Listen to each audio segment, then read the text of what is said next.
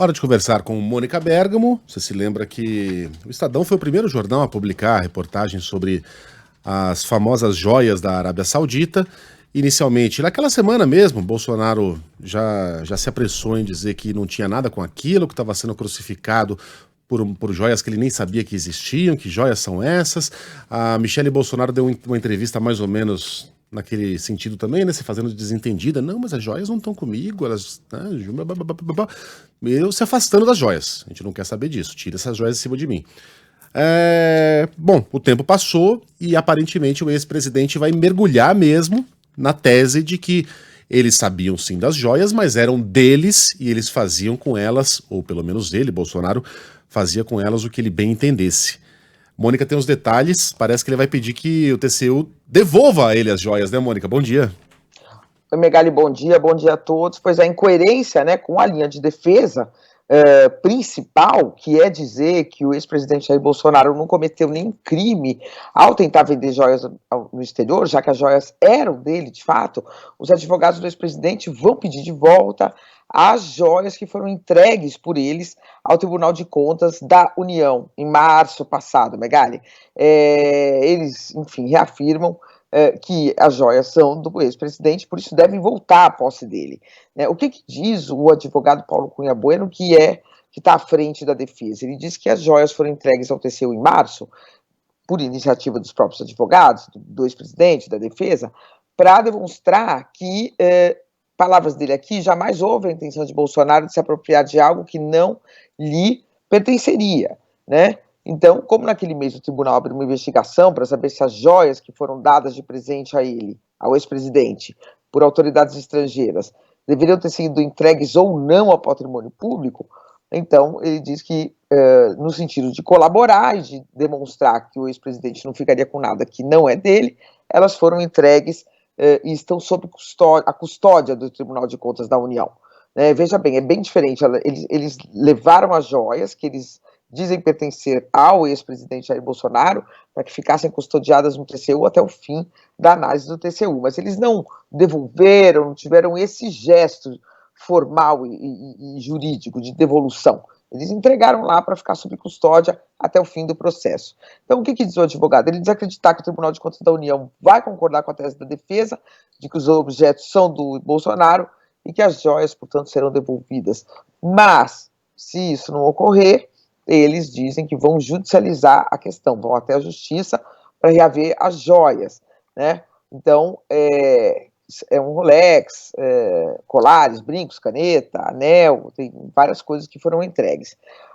O que eles falam, e que a gente até já discutiu aqui, né, Megali, você até já fez críticas a isso, mas é a linha de defesa do ex-presidente, ele diz que os advogados dizem que há uma lei da época do Collor e há um decreto da época do Fernando Henrique Cardoso que regulamentam a questão do acervo dos presidentes e que dizem o seguinte: tem um departamento de documentação histórica que deve catalogar, departamento de documentação histórica da presidência que deve catalogar os presentes, para onde eles vão. Quando eles são catalogados por esse departamento como sendo do acervo privado dos presidentes, eles podem vender e podem deixar de herança, enfim, eles podem agir como se deles fossem os objetos, e aí tem uma irregularidade, porque para vender para o exterior deveriam ter comunicado à União, não foi comunicado, mas eles dizem que isso não é crime. E eu questionei também, eu falei, bom, tudo bem, existe esse decreto, existe essa lei, mas em 2016 o TCU determinou que todos os presentes valiosos fossem devolvidos ao patrimônio público, fossem destinados ao patrimônio público. Portanto, teria havido aí uma irregularidade. Aí ele diz o seguinte, que o TCU tem normas, tal, que tem que ser respeitadas, tem as decisões, mas não podem se sobrepor à lei, e a lei diz que esses objetos são do Bolsonaro. Então, portanto, essa é a linha principal de defesa, Megali. E essa coisa de pedir as joias de volta, ela tem uma coerência com a linha principal da defesa, é óbvio, né? Quer dizer, o advogado, inclusive, ele me deu essa informação porque eu perguntei, né? Eu falei, mas se vocês dizem que as joias são do ex-presidente, por que vocês devolveram para o TCU tão rapidamente? Aí ele falou, não, nós vamos pedir elas de volta. Essa é a informação, Megali. Tá, é uma estratégia que não se ampara em nenhum artigo da lei, nenhuma portaria, em nada que esteja vigente aqui no Brasil. Por que eu sublinho aqui que esteja vigente? Vou chegar lá. Começando por essa lei da época do Collor. É uma lei que estabelece que, dois pontos, documentos que compõem o acervo presidencial privado são, desde sua origem, de propriedade do presidente da República, incluindo fins de herança, doação ou venda. Documentos. Essa lei também é clara quando fala em artigos tridimensionais que não se aplicam a esse caso. Um relógio, uma joia, um armarinho, tudo isso são artigos tridimensionais. Então a defesa não vai encontrar amparo nenhum nessa lei da época do Collor. O decreto de 2002 do FHC diz aqui que os acervos não podem ser alienados para o exterior. Começando, em caso de venda do acervo, tem direito de preferência, seguindo o disposto no artigo 10, a União. A União tem direito de preferência de venda. A União não teve essa preferência porque a gente nem sabia da existência dessas joias. E também diz que os acervos não podem ser alienados para o exterior sem expressa manifestação da União por meio da Comissão Memória dos Presidentes da República. A comissão não foi nem consultada. As joias simplesmente foram levadas e vendidas. Então aqui a coisa também não se encaixa. Aí temos o acórdão do Tribunal de Contas da União de 2016. As pessoas falam lá dos presentes do Lula, né? Que ele levou tudo, o container, o cara levou mesmo. Mas porque ainda não havia esse entendimento de 2016. A partir do momento em que ele foi publicado, o Lula e a Dilma devolveram tudo. E aquilo que não conseguiram devolver, pagaram por eles. Eles não venderam nenhum dos objetos. Então os casos são totalmente diferentes. Mas esse acórdão, Mônica, todos os documentos bibliográficos e museológicos recebidos pelos presidentes em cerimônias de troca de presentes, assim como os presentes recebidos em audiências com líderes estrangeiros, são incorporados ao patrimônio da União. Excetuam-se apenas os itens de natureza personalíssima ou de uso direto pelo presidente da República. A gente já explicou 1 milhão de vezes aqui. Personalíssimos. Um perfume, uma gravata, uma garrafa de vinho, contanto que não passa dos R$300, personalíssimo.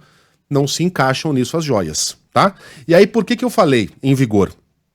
Porque uma portaria emitida pelo presidente Michel Temer em 2018 meio que decretou ali que valia tudo, que tudo entrava em itens personalíssimos, incluindo joias, semijoias e bijuterias. Essa portaria existiu, mas ela não se sobrepõe à lei, e 2, ela foi revogada pelo próprio Bolsonaro em 2021. Portanto, o entendimento que seguia valendo era de que aquelas joias não poderiam ser incorporadas ao patrimônio pessoal do presidente, que é um eufemismo para desviadas. Né?